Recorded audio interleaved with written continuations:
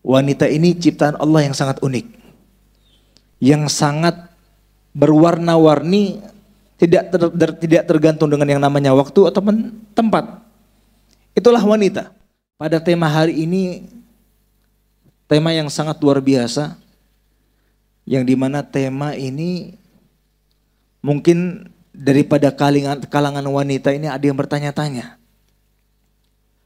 bahwasannya kalau misalkan kita mau membahas wanita daripada zatnya sampai daripada hobinya sampai daripada kerjaannya, itu subhanallah sesuatu yang luar biasa. Kalau misalkan perkataan Arab mengatakan idza alimta rajulan alimta wahidan wa idza alimtal mar'ah alimtal ummah. Kalau misalkan kamu ini tahu tentang laki-laki, ya sudah kamu itu tahu tentang dia saja. Tapi kalau kamu bisa paham seorang wanita, wah hebat kamu. Kamu bisa mengetahui umat manusia. Karena maaf-maaf aja, wanita ini ciptaan Allah yang sangat unik, yang sangat berwarna-warni, tidak tergantung dengan yang namanya waktu ataupun tempat. Itulah wanita. Yang dimana dikatakan oleh Al-Imam Ghazali bahwasanya yang namanya Allah Ta'ala ini menciptakan para laki dengan akal yang sempurna. Perempuan diciptakan dengan seperapat.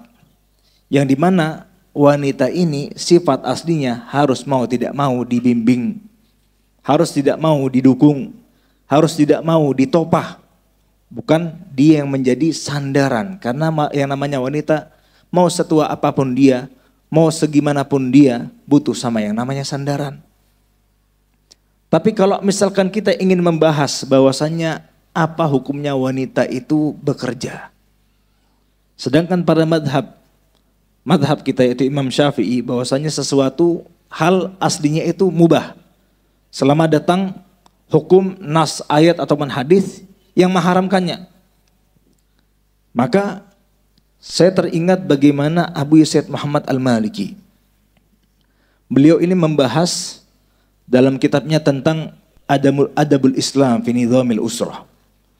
Bahwasanya beliau mengatakan yang namanya wanita ini boleh bekerja.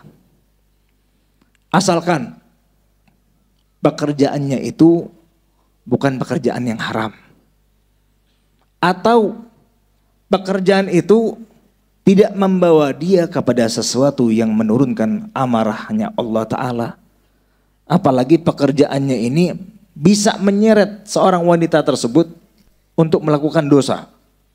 Maka itu tidak boleh.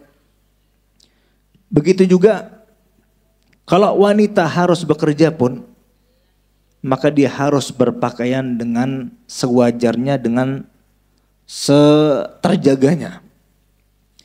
Karena yang namanya wanita ini memang min agwa hibali syayatin, daripada umpan terkuat yang dimiliki setan untuk menggoda laki-laki. Bahkan Sa'id ibn al-Musayyab, mantu daripada Abu Hurairah, beliau mengatakan, kalau misalkan Anda menyuruh saya untuk menjaga harta yang tidak ada habisnya nominalnya, saya bisa yakin, saya bisa jamin harta itu tidak berkurang walaupun 1 rupiah. Walaupun sekecil apapun, insya Allah saya pasti bisa menjaganya. Tapi kalau misalkan ada seseorang yang ingin menitipkan hamba sahaya, budak, walaupun berkulit hitam, walaupun tidak ada kecantikannya sama sekali, saya tidak akan pernah menjamin diri saya aman daripada wanita tersebut. Allah Ta'ala mengatakan dalam Al-Quran bahwasanya ya nisa'an nabi lastunna ka'ahadim minan nisa' in ittaqaitunna fala takhda'na bil qawli fayatma'al ladzi fi qalbihi marad wa qulna qawlan ma'rufa. Wahai istri-istri Nabi, kalian itu tidak sama dengan wanita yang lain daripada kemuliaan ataupun daripada segala sisi. Maka jangan pernah kalian ini ketika berkata berlemah lembut, apalagi di halayak orang. Karena jika hati itu sakit, maka hati itu akan berniat macam-macam. Wa qulna qawlan ma'rufa. Berkatalah dengan perkataan yang bijak. Para ulama mufassirin, mereka mengatakan bahwasanya walaupun ayat ini muwajjahah li zaujatin Nabi, ayat ini tertuju kepada istri-istri Nabi, tapi yang namanya nisaul mu'minin, wanita-wanita beriman, mau tidak mau harus mengikuti role modelnya, harus mengikuti contohnya. Siapa itu? Istri-istri baginda Nabi Muhammad sallallahu alaihi wasallam. Dan dalam ayat selanjutnya Allah Ta'ala mengatakan, waqarna fi buyutikunna, waqarna fi buyutikunna, maka diamlah kamu di dalam rumah kalian. Wala tabarrajna tabarrujal jahiliyatil ula, dan jangan sampai kalian ini ketika berjalan atau ketika sedang berduduk-duduk atau ketika sedang melewati itu yang namanya kalian itu bisa menularkan atau mengeluarkan efek fitnah. Harus dalam keadaan rapi, tertutup, terhormat. Maka yang namanya perempuan, kehormatan perempuan itu sebenarnya ada di dalam rumahnya. Sehingga Al-Habib Salim Asy-Syatiri, beliau mengatakan bahwasannya kalau misalkan wanita sering keluar daripada rumahnya, maka akan sedikit demi sedikit akan pudar daripada akhlak-akhlak yang luar biasa. Kenapa? Karena bertemu dengan sembarang orang. Makanya kata Abu Said Muhammad Al-Maliki dalam kitabnya, bahayanya wanita jika bekerja itu salah satunya memudarkan hal-hal yang indah di dalam dirinya. Apalagi kalau misalkan pekerjaan itu menuntut adanya dengan duduk-duduknya atau berbincang-bincangnya dengan orang yang bukan mahram. Apalagi sampai harus bepergian kepada suatu tempat yang dimana tempat itu tempat yang gharib, tempat yang aneh, tempat yang tidak bisa biasa dikunjungi, apalagi nggak ada muhrimnya. Maka ini haram, tidak boleh. Maka lihat bagaimana ketika Abu Yusuf Muhammad mengatakan yang pertama, hilangnya daripada seorang wanita itu adalah akhlak. Akhlak intisari dalam dirinya akan pudar sedikit demi sedikit karena bertemu dengan orang yang bukan mahram. Apalagi orang-orang yang memang mereka itu belum tentu bisa ngasih efek positif kepada kita. Karena yang namanya atiba sarik, yang namanya tabiat itu saling mencuri satu sama lain. Jika kalau misalkan kita berkumpul dengan orang yang soleh, orang yang benar, maka mau tidak mau watak kita akan mengikutinya, akan ingin mencontohnya. Tapi kalau misalkan watak orang tersebut yang dekat dengan kita sebaliknya, maka na'udzubillah, mau tidak mau kita akan terikut dengannya. Kalau Al-Fagir sendiri ditanya, kalau misalkan Habib punya istri boleh bekerja nggak? Kalau Al-Fagir sendiri, saya tidak izinkan istri saya untuk bekerja. Kenapa? Karena di situ harga diri saya dipertaruhkan. Kalau misalkan sebelumnya saya sebagai suami memiliki hak kuasa penuh atas istri, tiba-tiba karena tuntutan kerjaannya, istri kita harus meladeni orang daripada telepon genggamnya, atau bisa menomorduakan perintah kita karena ada unsur pekerjaan yang tidak bisa ditinggalkan. Seakan-akan kita ini membuat istri kita asing daripada kita. Seakan-akan ini kita membuat anak-anak kita terharamkan daripada kasih sayang seorang ibu. Karena yang namanya amanat yang Allah berikan kepada kita, salah satu adalah nama baik kita. Al-irdu, nama baik kita. Daripada nama baik kita itu apa? Istri kita dan juga anak-anak kita. Anak-anak kita, masa kecil yang mereka rasakan cuman sekali saja. Nggak datang 2 kali, nggak datang sekali aja bagus-bagus. Ada seseorang yang dimana mereka ini datang kepada saya mengeluhkan tentang sikap anaknya yang nggak jelas arahnya. Kemudian saya tanya, emang ayahnya sama kamunya ini yang notabene-nya kamu ibunya di mana? Iya Habib, maaf saya ini kerja, suami saya juga kerja. Jadi saya mau nggak mau saya titipkan anak saya kepada pembantu saya. Kalau misalkan ada seseorang yang paling sayang kepada seseorang lainnya, maka orang itu pasti adalah orang tua, bukan orang lain. bukan suami, bukan istri yang bisa berubah rasanya kapanpun. Tapi kalau orang tua gak pernah bisa merasakan adanya rasa hasut dalam hati kepada anak, adanya rasa beda-beda, adanya rasa nanggung kepada anak. Kepala jadi kaki, kaki jadi kepala, asalkan itu buat anak. Itu perasaan orang tua. Abu Said Muhammad mengatakan ini yang bahaya. Kalau misalkan istri kita terlalu sibuk, pertama suaminya dianggurkan, kedua anaknya ditelantarkan. Makanya Abu Said Muhammad menukil daripada perkataan ulama seorang pinter yang bernama Anton Nemelov As-Sufaiti. Beliau adalah seorang pakar di biologi wanita. Beliau mengatakan, saya temukan ternyata sebab perempuan dilecehkan, perempuan diterlantarkan, perempuan tidak dihormati karena mereka mengikut kerja bersama laki-laki.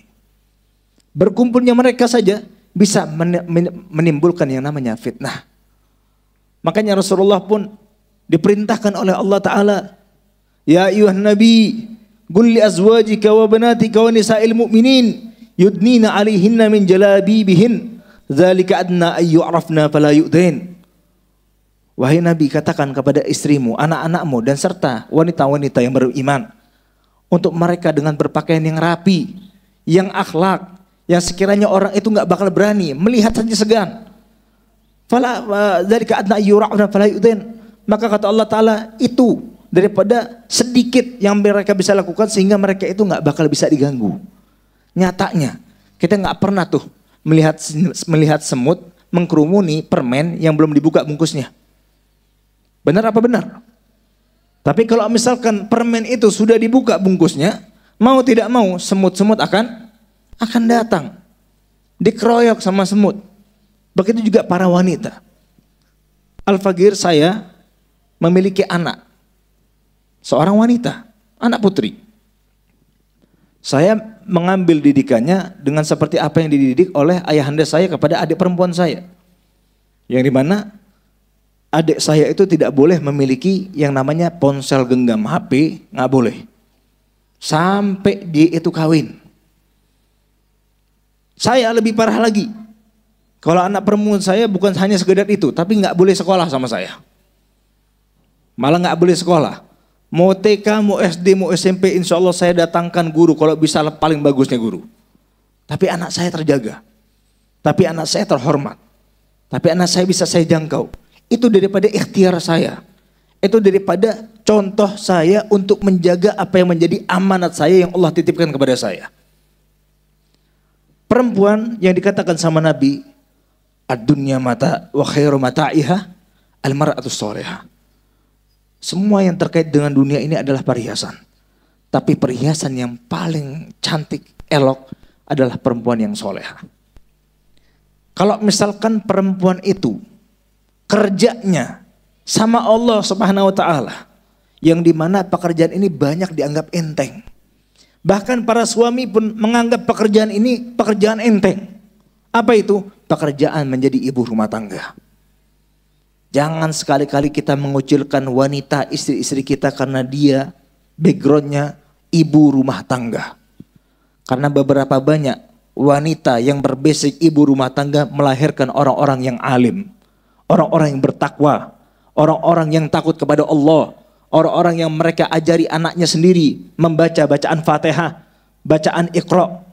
Nggak perlu cari ustazah lainnya. Tapi dia berusaha. Gimana pun caranya, saya pengen anak-anak saya baca Fatihah, minimal saya yang ajarkan. Sehingga saya nanti ketika sudah mati, saya dapat pahala khusus daripada anak saya. Kalau misalkan kita mau bahas tentang para wanita yang dimana mereka ini orang-orang alim. Seperti Sayyidatuna Aisyah, beliau meriwayati hadis daripada Nabi Muhammad sebanyak 2.210 hadis. Bahkan Al-Imam Nawawi dalam kitabnya menyebutkan termasuk sudah dalam angka 3.000-an meriwayatkan hadis daripada istrinya, daripada suaminya sendiri, Rasulullah SAW.